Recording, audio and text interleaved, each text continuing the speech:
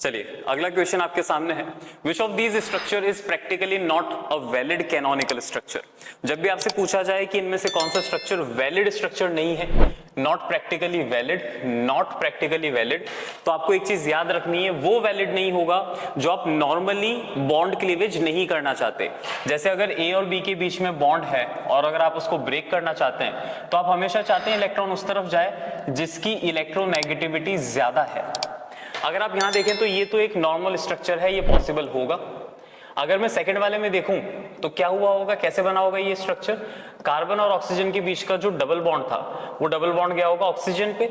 अगर मैं इलेक्ट्रोनेगेटिविटी की बात करूं ऑक्सीजन और इलेक्ट्रोनेगेटिविटी की बात करूं कार्बन, तो ऑक्सीजन की बहुत ज्यादा होती है कार्बन से, तो ये तो स्ट्रक्चर बिल्कुल सही है।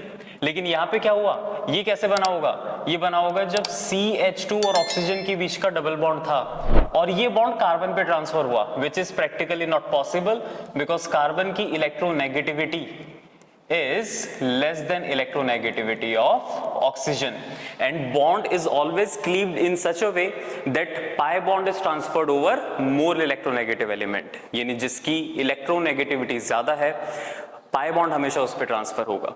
तो not a valid structure is third, यानी जो करेक्ट आंसर होगा आपका, it is going to be the third option.